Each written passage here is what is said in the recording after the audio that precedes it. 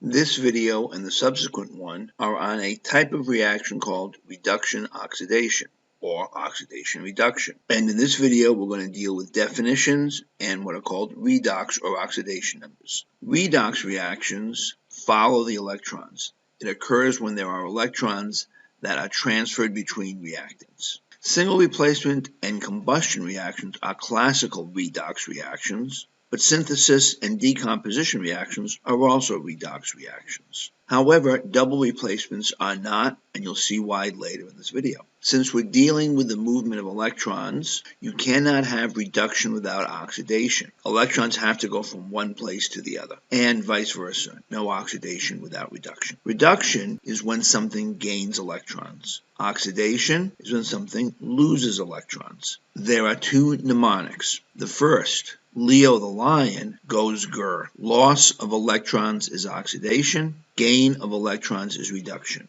The other mnemonic is oil rig. Oxidation is loss. Reduction is gain. Personally, I prefer Leo the lion. So let's pull up a single replacement reaction. And it turns out that if you look at the net ionic equation, it becomes very obvious that this is a redox reaction. You can see the zinc, which has no charge here, has a positive charge here.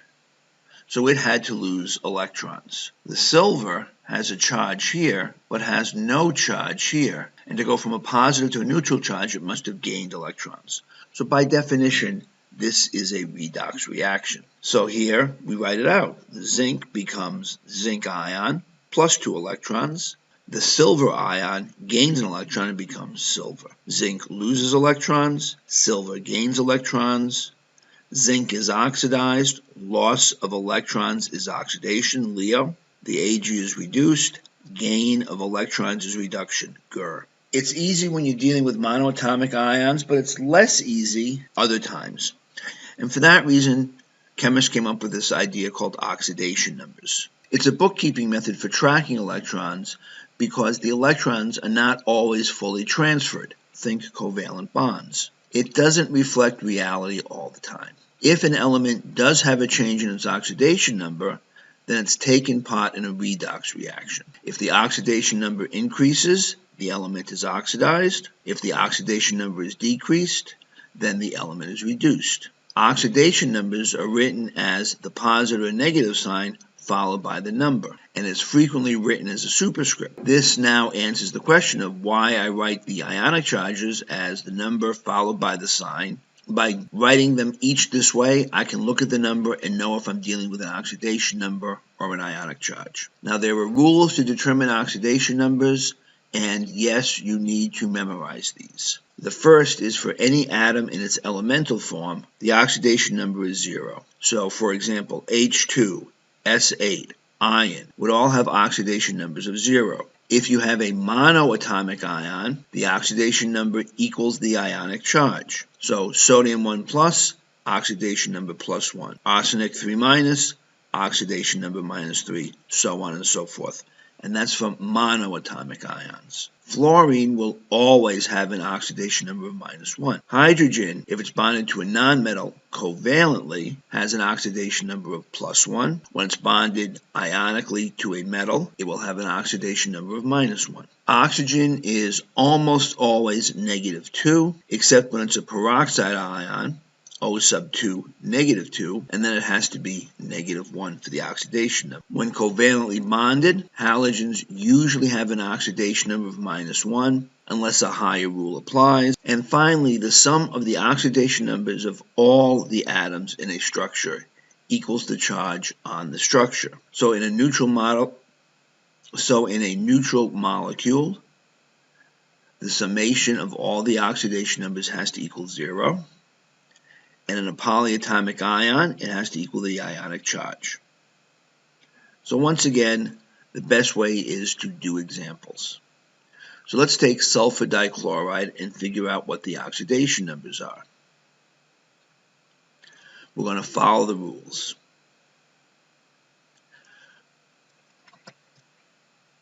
Well, nothing is an elemental form, so forget rule 1. This is covalent, so forget rule 2. No fluorine, forget rule 3. No hydrogen, forget rule 4. No oxygen, forget Rule 5. Rule 6, we have halogens. They're usually -1 unless a higher rule applies, but no higher rule applies. So we can say that chlorine has an oxidation number of -1. I have 2 chlorines, so 2 times -1 is -2. The other element is sulfur. I don't know what the oxidation number is, so let's call it Y. 1 sulfur times Y equals Y. Rule 7 is the summation rule. It's a neutral molecule, so -2 plus Y has to equal 0. And so you can see here, sulfur has an oxidation number of +2. What is the oxidation number of sulfur in this ion? We're just going to follow the rules. Chlorine is going to be -1 because none of the higher rules supersede it. So 1 chlorine times -1 is -1. We have 1 oxygen. Oxygen is almost always -2, and this is not a peroxide. 1 times -2 is -2. The oxidation number of sulfur, we don't know, so we'll call it Y. We have 2 sulfurs, so we would say that 2 times Y is 2Y. The ionic charge is -1, so the summation of the oxidation numbers must equal -1. So Y equals 1, so the oxidation number of sulfur in this compound is +1. This is why we have to do the calculations. Not all elements have sharply defined oxidation numbers. Here is one for you to do. What's the oxidation number for the chromium in potassium dichromate? Stop, figure it out, I'll give you the answer, and then as usual I'll walk you through it. Go. Chromium is +6. So how did we get it? We pulled up the rules. Nothing's in elemental form, but we do have a monoatomic ion because we know this is an ionic compound, and that's the potassium. We have 2 potassiums, its charge is +1. Overall, we're looking at a +2. Next rule we can follow is the oxygen at -2. 7 times -2 is -14. We don't know the chromium's value, so we call that Y. 2 chromium times Y is 2Y. This is a neutral compound, so the overall charge is 0. So that means that 2 plus 2Y minus 14 has to equal 0. 2Y equals 12, Y equals 6. Chromium's oxidation number is +6. So let's go back to our zinc-silver example. We said earlier that you could show that the zinc became zinc plus 2 electrons, and the silver ion gained an electron and became silver. If you look at the oxidation numbers, the zinc oxidation number went from 0 to +2. The silver oxidation number went from +1 to 0. The oxidation number of the zinc went up. The oxidation number of the silver went down. Because the oxidation number went up for zinc, it was oxidized. The silver is reduced because its oxidation